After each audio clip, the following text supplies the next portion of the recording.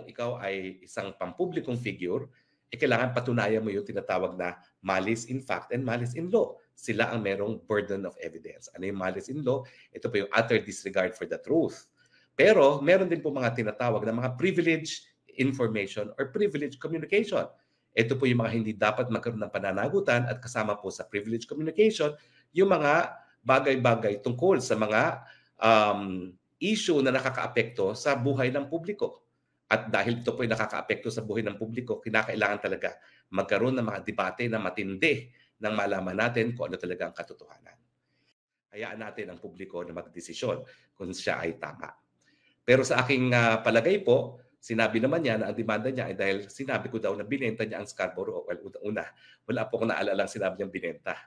Ang alala ko po ay siya ay naging negosyador, siya ay nagpunta sa China na mahigit 30 beses at sa kahuli-hulihan, nawala sa atin ang posisyon natin sa Scarborough Shoal.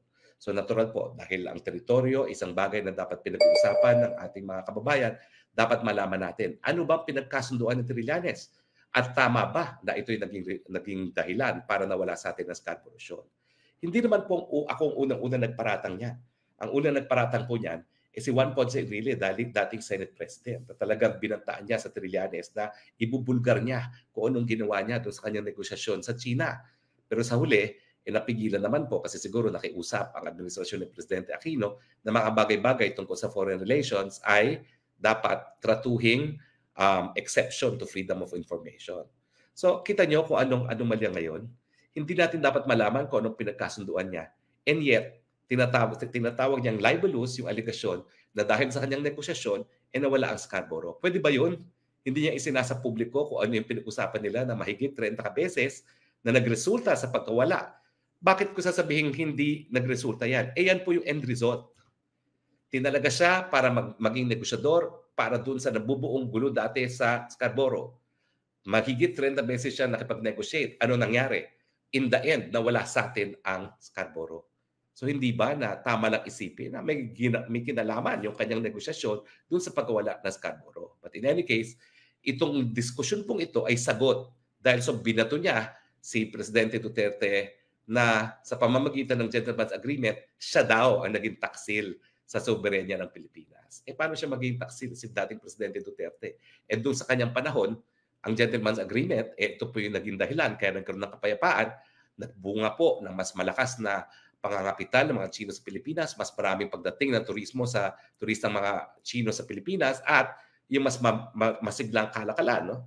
At bukod po dyan, nagkaroon ng kapayapaan at walang teritoryo sa Pilipinas, hindi gaya nung panahon ng Presidente Aquino na nawala nga po sa atin ang Scarborough. So yan po yung konteksto ng debate.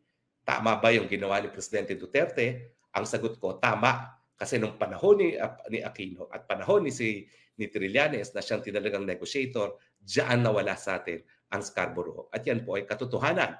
Historical fact, hindi po yan mabubura. Bagmat ng mga panahon na yon, naalala ko talagang matinding pagtutol nila doon sa sinasabi kong nawala na sa atin ang Scarborough. Yun naman po ay pawang katotohanan lamang. So anyway, antayin po natin ang demandang yan at gagamitin na yung argumento na yan po ay privileged communication dahil may karapatan ng taong bayan na magdiskurso sa bagay na yan na nakakaapekto sa pang-araw-araw na buhay ng ating mga kababayan. Tsaka kung sinasabi niya na sinabi kong binenta, that's legal impossibility po dahil alam naman natin ang teritoryo hindi pwedeng mabenta.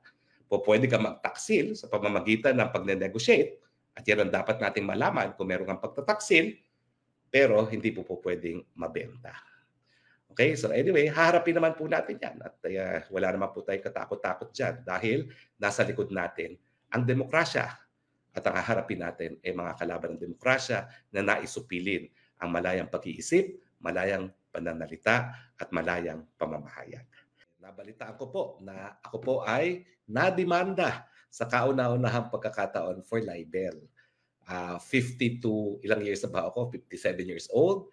At ako po ay nasa practice of law ng 34 years na po. No? So the first time po na nademanda ako ng libel.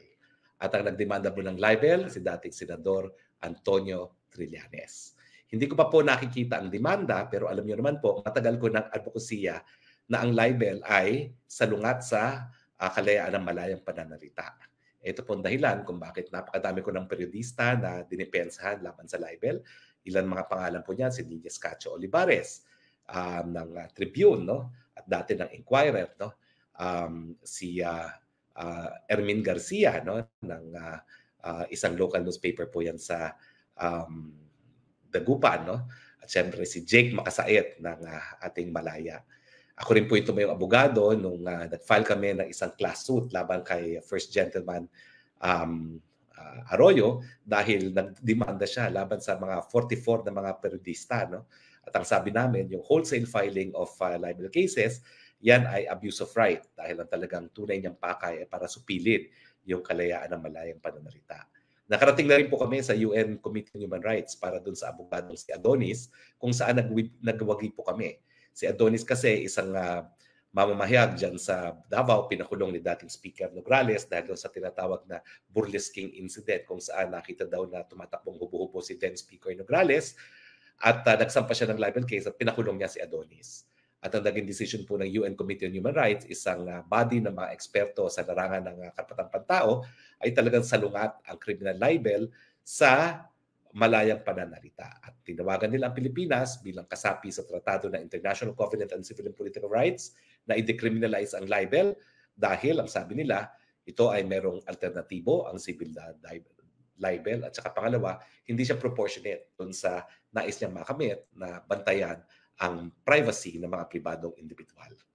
Now, bakit po tayo tutol sa libel? Kasi nga po, sa isang demokrasya, kinakailangan lahat ng mga ideas dapat hayaang manatili sa merkado ng malayang idea. Dahil ang tunay na batayan po sa katotohanan ay yung kapangyarihan ng isang idea na tanggapin ng publiko bilang katotohanan.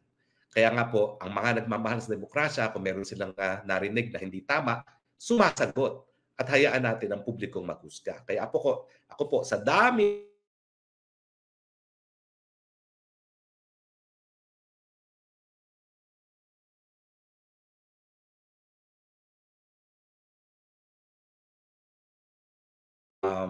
naniniwala po tayo na putol po panandalian, no? Na talagang kinakailangan makipaglaban sa merkado ng malayang idea at hindi po sa hukuman sa libel.